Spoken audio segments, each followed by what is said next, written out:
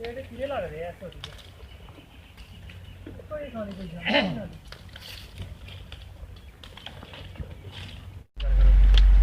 ਅਰੇ ਆਏ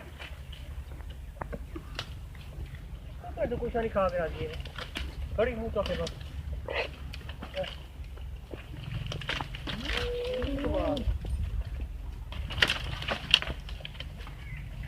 तेरी